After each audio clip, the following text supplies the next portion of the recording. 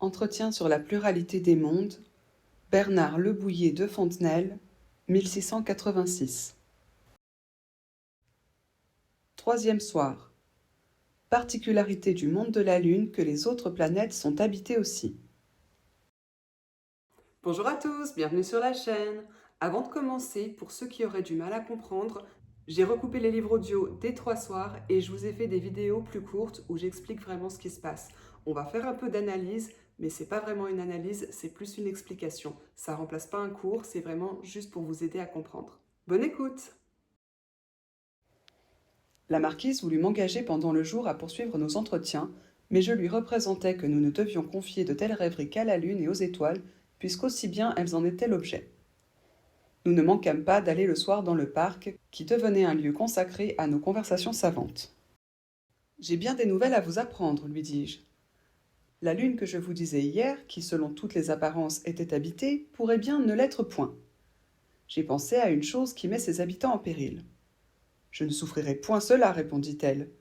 Hier, vous m'aviez préparé à voir ces gens-là venir ici au premier jour, et aujourd'hui, ils ne seraient seulement pas au monde. Vous ne vous jouerez point ainsi de moi. Vous m'avez fait croire les habitants de la Lune, j'ai surmonté la peine que j'y avais, je les croirai. Vous allez bien vite, repris-je. Il faut ne donner que la moitié de son esprit aux choses de cette espèce que l'on croit et en réserver une autre moitié libre où le contraire puisse être admis s'il en est besoin. Je ne me paie point de sentence, répliqua-t-elle. Allons au fait. Ne faut-il pas raisonner de la Lune comme de Saint-Denis? Non, répondis-je. La Lune ne ressemble pas autant à la Terre que Saint-Denis ressemble à Paris. Le Soleil élève de la terre et des eaux des exhalaisons et des vapeurs qui, montant en l'air jusqu'à quelque hauteur, s'y assemblent et forment les nuages. Ces nuages suspendus voltigent irrégulièrement autour de notre globe et ombragent tantôt un pays, tantôt un autre.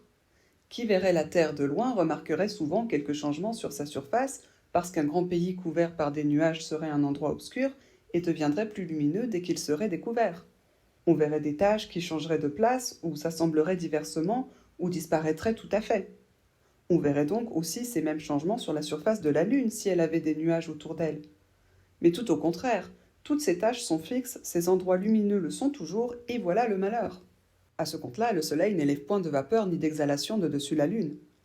C'est donc un corps infiniment plus dur et plus solide que notre Terre, dont les parties les plus subtiles se dégagent aisément d'avec les autres et montent en haut dès qu'elles sont mises en mouvement par la chaleur. Il faut que ce soit quelque amas de rochers et de marbre où il ne fait point d'évaporation. D'ailleurs, elles se font si naturellement et si nécessairement où il y a des eaux, qu'il ne doit point y avoir d'eau où il ne s'en fait point. Qui sont donc les habitants de ces rochers qui ne peuvent rien produire et de ce pays qui n'a point d'eau? Et quoi? S'écria-t-elle. Il ne vous souvient plus que vous m'avez assuré qu'il y avait dans la Lune des mers que l'on distinguait d'ici? Ce n'est qu'une conjecture, répondis-je. J'en suis bien fâché. Ces endroits obscurs qu'on prend pour des mers ne sont peut-être que de grandes cavités. De la distance où nous sommes, il est permis de ne pas deviner tout à fait juste. Mais, dit-elle, cela suffira-t-il pour nous faire abandonner les habitants de la Lune? Non, pas tout à fait, madame, répondis-je. Nous ne nous déterminerons ni pour eux, ni contre eux. Je vous avoue ma faiblesse, répliqua-t-elle. Je ne suis point capable d'une si parfaite indétermination. J'ai besoin de croire. Fixez-moi promptement à une opinion sur les habitants de la Lune. Conservons-les ou anéantissons-les pour jamais et qu'ils n'en soient plus parlé.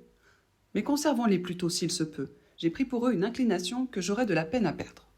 Je ne laisserai donc pas la Lune déserte, repris-je. Repeuplons-la pour vous faire plaisir. À la vérité, puisque l'apparence des taches de la Lune ne change point, on ne peut pas croire qu'elle ait des nuages autour d'elle qui ombragent tantôt une partie, tantôt une autre. Mais ce n'est pas à dire qu'elle ne pousse point hors d'elle des vapeurs ni d'exhalaisons. Nos nuages que nous voyons portés en l'air ne sont que des exhalaisons et des vapeurs qui, au sortir de la Terre, étaient séparées en trop petites parties pour pouvoir être vues et qui ont rencontré un peu plus haut un froid qui les a resserrés et rendus visibles par la réunion de leurs parties, après quoi ce sont de gros nuages qui flottent en l'air où ils sont des corps étrangers jusqu'à ce qu'ils retombent en pluie. Mais ces mêmes vapeurs et ces mêmes exhalaisons se tiennent quelquefois assez dispersées pour être imperceptibles et ne se ramassent qu'en formant des rosées très subtiles qu'on ne voit tomber d'aucune nuée. Je suppose donc qu'ils sortent des vapeurs de la Lune, car enfin, il faut qu'il en sorte.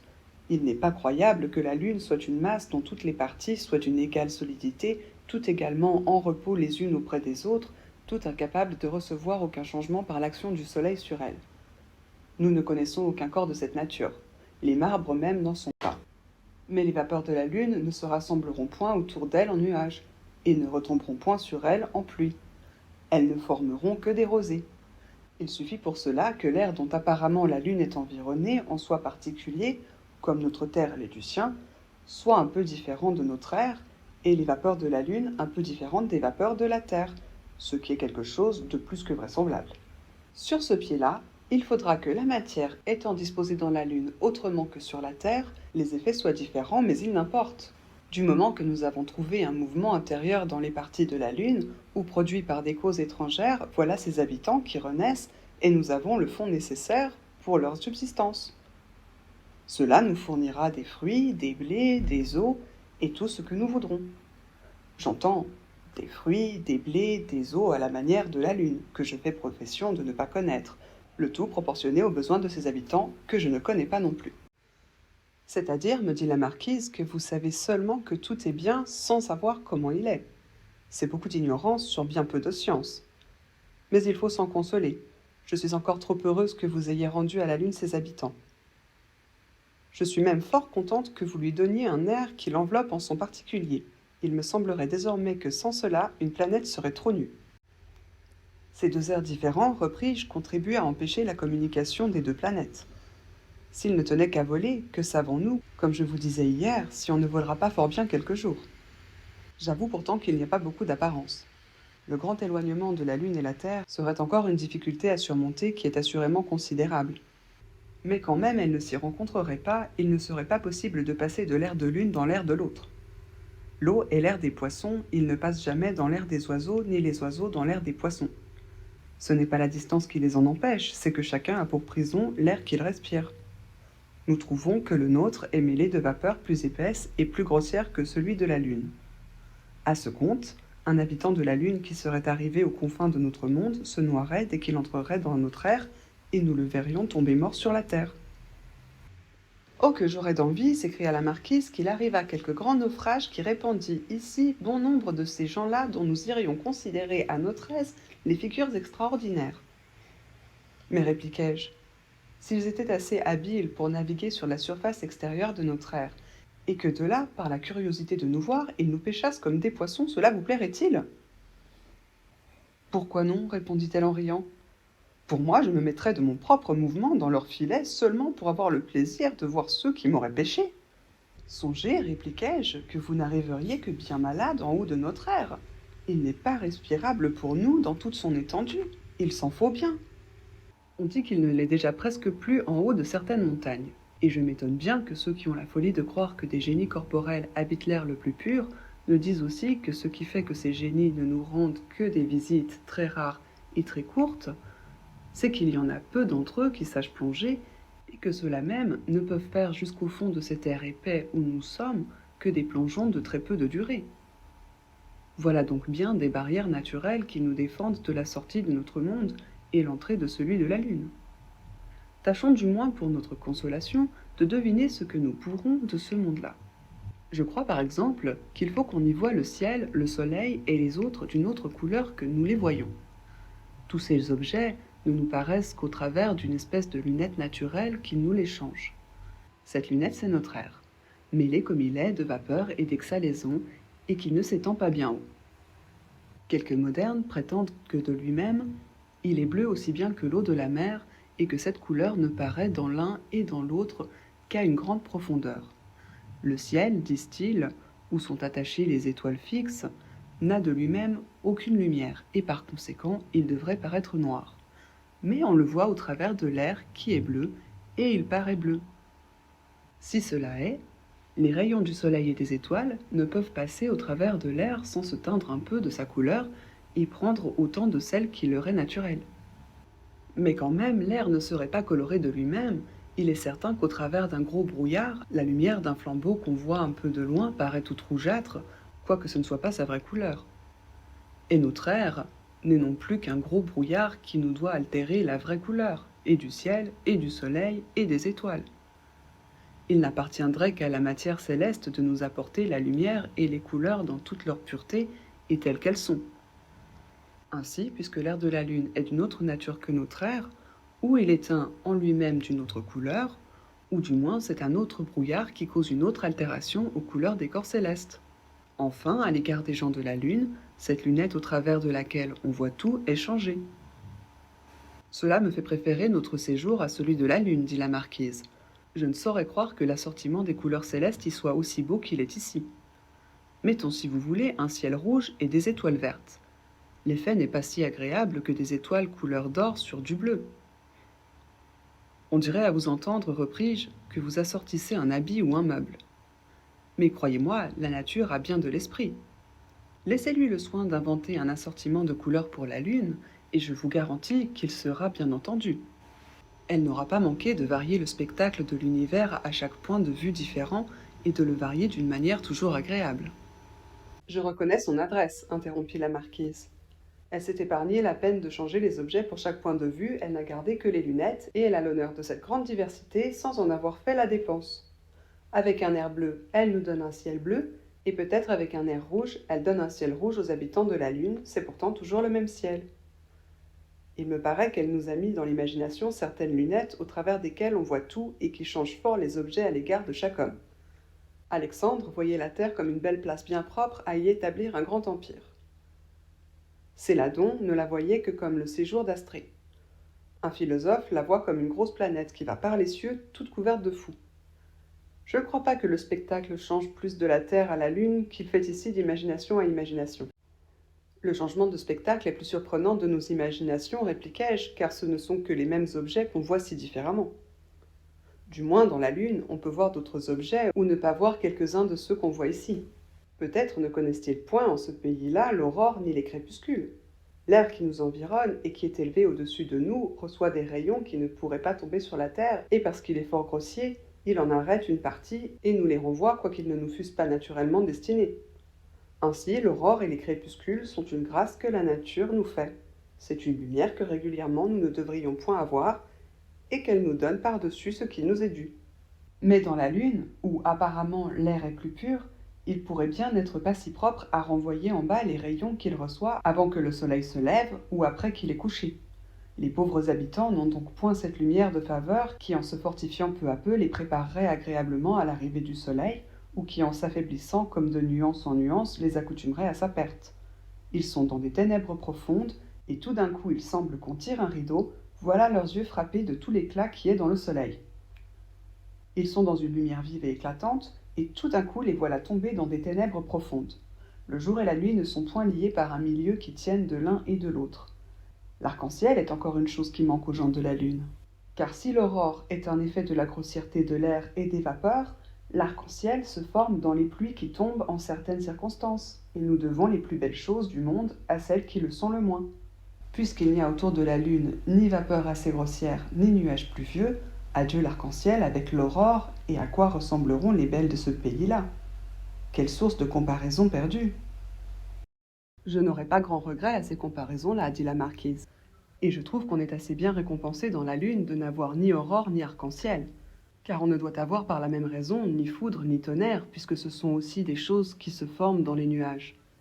On a de beaux jours toujours sereins, pendant lesquels on ne perd point le soleil de vue. On n'a point de nuit où toutes les étoiles ne se montrent. On ne connaît ni les orages, ni les tempêtes, ni tout ce qui paraît être un effet de la colère du ciel. Trouvez-vous qu'on soit tant à plaindre ? Vous me faites voir la Lune comme un séjour enchanté, répondis-je. Cependant, je ne sais s'il est si délicieux d'avoir toujours sur la tête, pendant des jours qui en valent 15 des nôtres, un soleil ardent dont aucun nuage ne modère la chaleur.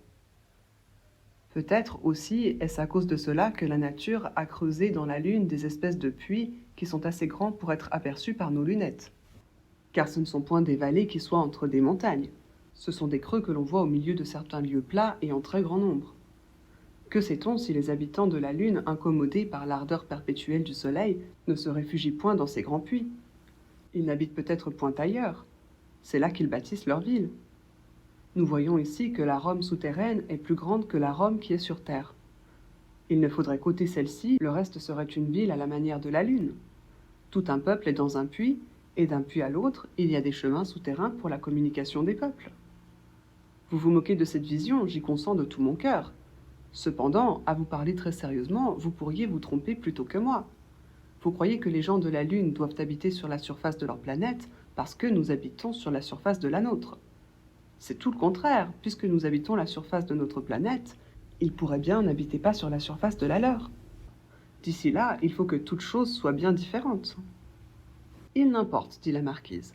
Je ne puis me résoudre à laisser vivre les habitants de la Lune dans une obscurité perpétuelle. Vous y auriez encore plus de peine, repris-je, si vous saviez qu'un grand philosophe de l'Antiquité a fait de la Lune le séjour des âmes qui ont mérité ici d'être bienheureuses. Toute leur félicité consiste en ce qu'elles y entendent l'harmonie que les corps célestes font par leurs mouvements.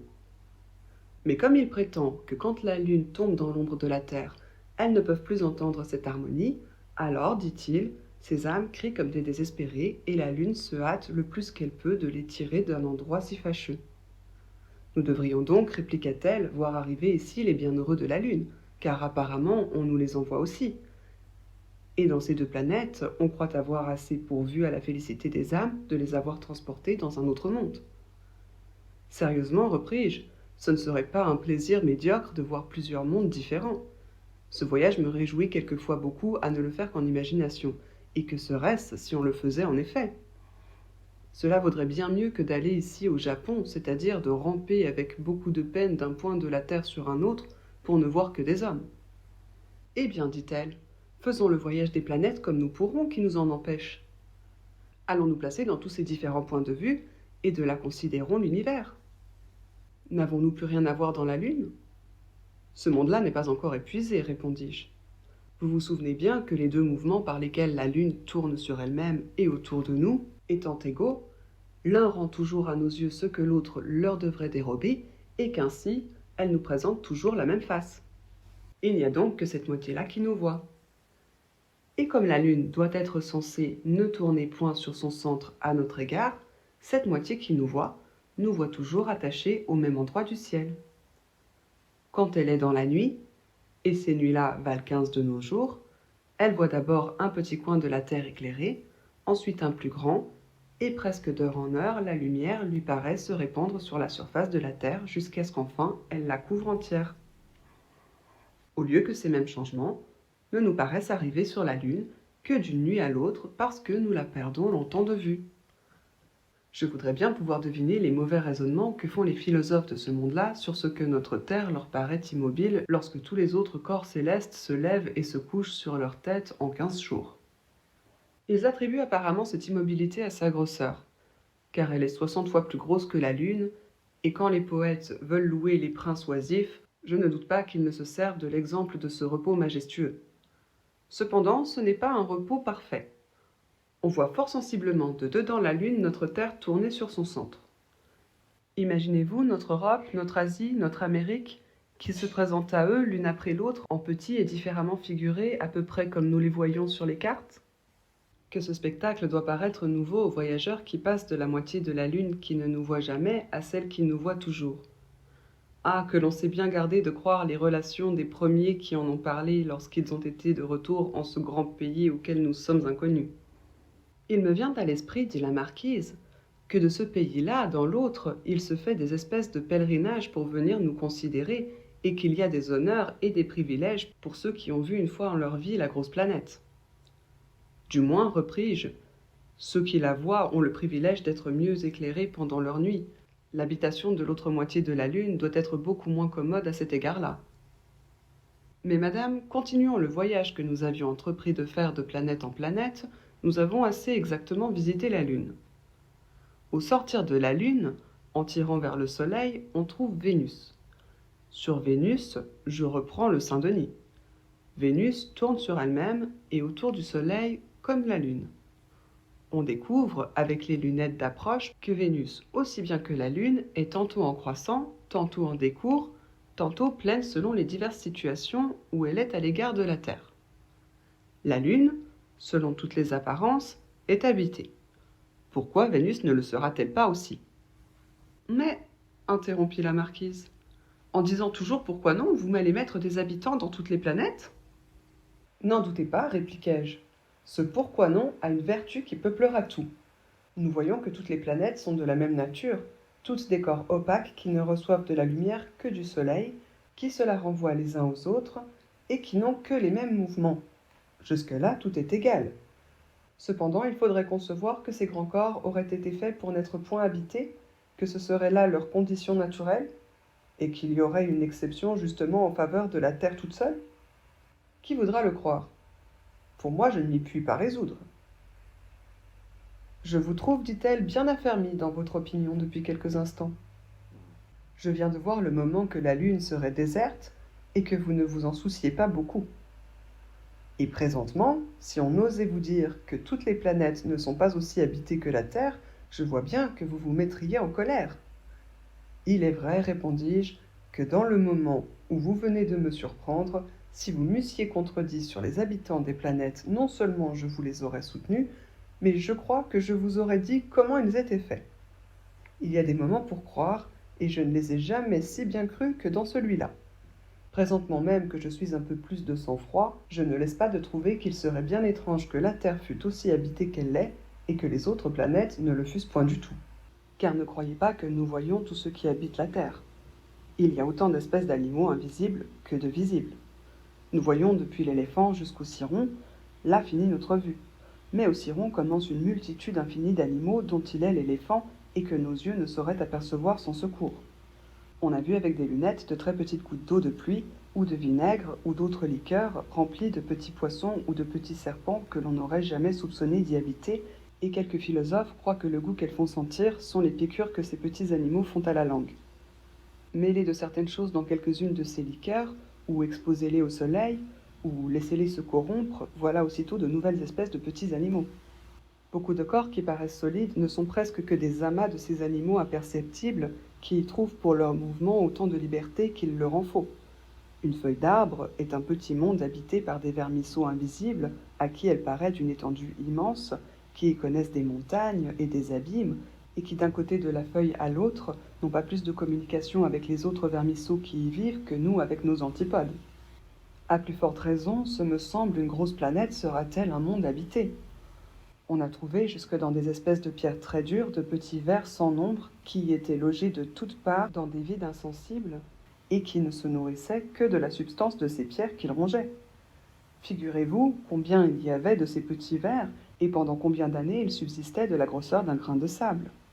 Et sur cet exemple, quand la Lune ne serait qu'un amas de rochers, je la ferais plutôt ronger par ses habitants que de n'y en pas mettre. Enfin, tout est vivant, tout est animé. Mettez toutes ces espèces d'animaux nouvellement découvertes, et même toutes celles que l'on conçoit aisément qui sont encore à découvrir avec celles que l'on a toujours vues, vous trouverez assurément que la Terre est bien peuplée et que la nature y a si libéralement répandu les animaux qu'elle ne s'est pas mise en peine que l'on y vit seulement la moitié. Croyez-vous qu'après qu'elle a poussé ici sa fécondité jusqu'à l'excès, elle a été pour toutes les autres planètes d'une stérilité à n'y rien produire de vivant?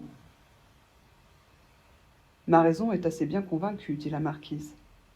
Mais mon imagination est accablée de la multitude infinie des habitants de toutes ces planètes, et embarrassée de la diversité qu'il faut établir entre eux. Car je vois bien que la nature, selon qu'elle est ennemie des répétitions, les aura tous faits différents. Mais comment se représenter tout cela?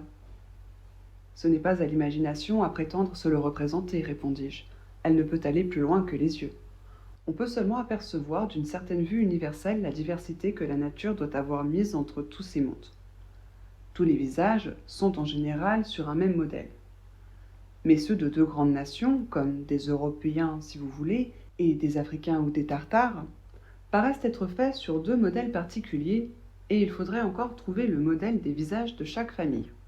Quel secret doit avoir eu la nature pour varier en tant de manières une chose aussi simple qu'un visage? Nous ne sommes dans l'univers que comme une petite famille dont tous les visages se ressemblent. Dans une autre planète, c'est une autre famille dont les visages ont un autre air. Apparemment, les différences augmentent à mesure que l'on s'éloigne, et qui verrait un habitant de la Lune et un habitant de la Terre remarquerait bien qu'ils seraient de deux mondes plus voisins qu'un habitant de la Terre et un habitant de Saturne. Ici, par exemple, on a l'usage de la voix. Ailleurs, on ne parle que par signes. Plus loin, on ne parle point du tout. Ici, le raisonnement se forme entièrement par l'expérience. Ailleurs, l'expérience y ajoute fort peu de choses. Plus loin, les vieillards n'en savent pas plus que les enfants. Ici, on se tourmente de l'avenir plus que du passé. Ailleurs, on se tourmente du passé plus que de l'avenir. Plus loin, on ne se tourmente ni de l'un ni de l'autre, et ceux-là ne sont peut-être pas les plus malheureux. On dit qu'il pourrait bien nous manquer un sixième sens naturel qui nous apprendrait beaucoup de choses que nous ignorons. Ce sixième sens est apparemment dans quelque autre monde où il manque quelqu'un des 5 que nous possédons. Peut-être même y a-t-il effectivement un grand nombre de sens naturels. Mais dans le partage que nous avons fait avec les habitants des autres planètes, il ne nous en est échu que 5, dont nous nous contentons, faute d'en connaître d'autres. Nos sciences ont une certaine borne que l'esprit humain n'a jamais pu passer. Il y a un point où elles nous manquent tout à coup. Le reste est pour d'autres mondes où quelque chose de ce que nous savons est inconnu. Cette planète-ci jouit des douceurs de l'amour, mais elle est toujours désolée en plusieurs de ses parties par les fureurs de la guerre. Dans une autre planète, on jouit d'une paix éternelle, mais au milieu de cette paix, on ne connaît point l'amour et on s'ennuie. Enfin, ce que la nature pratique en petit entre les hommes pour la distribution du bonheur ou des talents, elle l'aura sans doute pratiqué en grand entre les mondes, et elle se sera bien souvenue de mettre en usage ce secret merveilleux qu'elle a de diversifier toutes choses et de les égaler en même temps que les compensations. Êtes-vous contente, madame, ajoutai-je. Vous ai-je ouvert un assez grand champ à exercer votre imagination. Voyez-vous déjà quelque habitant de planète? Hélas, non, répondit-elle. Tout ce que vous me dites là est merveilleusement vain et vague. Je ne vois qu'un grand je ne sais quoi ou je ne vois rien. Il me faudrait quelque chose de plus déterminé, de plus marqué. Eh bien donc, repris-je, je vais me résoudre à ne vous rien cacher de ce que je sais de plus particulier. C'est une chose que je tiens de très bon lieu, et vous en conviendrez quand je vous aurai cité mes garants. Écoutez s'il vous plaît avec un peu de patience, cela sera assez long. Il y a dans une planète, que je ne vous nommerai pas encore, des habitants très vifs, très laborieux, très adroits. Ils ne vivent que de pillage, comme quelques-uns de nos Arabes, et c'est là leur unique vice. Du reste, ils sont entre eux d'une intelligence parfaite, travaillent sans cesse de concert et avec zèle au bien de l'État, et surtout leur chasteté est incomparable. Il est vrai qu'ils n'y ont pas beaucoup de mérite, ils sont tous stériles, point de sexe chez eux. Mais, interrompit la marquise, n'avez-vous point soupçonné qu'on se moquait en vous faisant cette belle relation? Comment la nation se perpétuerait-elle? On ne s'est point moqué, repris-je d'un grand sang-froid. Tout ce que je vous dis est certain, et la nation se perpétue. Ils ont une reine, qui ne les mène point à la guerre, qui ne paraît guère se mêler des affaires de l'État, et dont toute la royauté consiste en ce qu'elle est féconde, mais d'une fécondité étonnante. Elle fait des milliers d'enfants, aussi ne fait-elle autre chose. Elle a un grand palais, partagé en une infinité de chambres, qui ont tout un berceau préparé pour un petit prince, et elle va accoucher dans une de ces chambres, l'une après l'autre, toujours accompagnée d'une grosse cour, qui lui applaudit sur ce noble privilège dont elle jouit à l'exclusion de tout son peuple. Je vous entends, madame, sans que vous parliez. Vous demandez où elle a pris des amants, ou, pour parler plus honnêtement, des maris. Il y a des reines en Orient et en Afrique qui ont publiquement des sérails d'hommes. Celle-ci apparemment en a un, mais elle en fait grand mystère, et si c'est marqué plus de pudeur, c'est aussi agir avec moins de dignité. Parmi ces Arabes qui sont toujours en action, soit chez eux, soit en dehors, on reconnaît quelques étrangers en fort petit nombre qui ressemblent beaucoup pour la figure au naturel du pays, mais qui d'ailleurs se font fort paresseux, qui ne sortent point, qui ne font rien, et qui, selon toutes les apparences, ne seraient pas soufferts chez un peuple extrêmement actif s'il n'était destiné au plaisir de la reine et à l'important ministère de la propagation. En effet, si malgré leur petit nombre, ils sont les pères des 10 000 enfants plus ou moins que la reine met au monde, ils méritent bien d'être quittes de tout autre emploi. Et ce qui persuade bien que ça a été leur unique fonction, c'est qu'aussitôt qu'elle est entièrement remplie, aussitôt que la reine a fait ses 10 000 couches, les Arabes vous tuent sans miséricorde ces malheureux étrangers devenus inutiles à l'État. Est-ce tout? Dit la marquise. Dieu soit loué. Rentrons un peu dans le sens commun, si nous pouvons. De bonne foi, où avez-vous pris tout ce roman-là? Quel est le poète qui vous l'a fourni? Je vous répète encore, lui répondis-je, que ce n'est point un roman. Tout cela se passe ici, sur notre terre, sous nos yeux. Vous voilà bien étonné. Oui, sous nos yeux. Mes Arabes ne sont que des abeilles, puisqu'il faut vous le dire. Alors je lui appris l'histoire naturelle des abeilles, dont elle ne connaissait guère que le nom. Après quoi, vous voyez bien, poursuivis-je, qu'en transportant seulement sur d'autres planètes des choses qui se passent sur la nôtre, nous imaginerions des bizarreries qui paraîtraient extravagantes et seraient cependant fort réelles, et nous en imaginerions sans fin, car, afin que vous le sachiez, madame, l'histoire des insectes en est toute pleine. Je le crois aisément, répondit-elle. N'y eût-il que les vers à soie, qui me sont plus connus que n'étaient les abeilles, Il nous fournirait des peuples assez surprenants qui se métamorphoseraient de manière à n'être plus du tout les mêmes, qui ramperaient pendant une partie de leur vie et voleraient pendant l'autre, et que sais-je moi, 100 000 autres merveilles qui feront les différents caractères, les différentes coutumes de tous ces habitants inconnus. Mon imagination travaille sur le plan que vous m'avez donné, et je vais même jusqu'à leur composer des figures. Je ne vous les pourrai pas décrire, mais je vois pourtant quelque chose. Pour ces figures-là, répliquai-je, je vous conseille d'en laisser le soin aux songes que vous aurez cette nuit.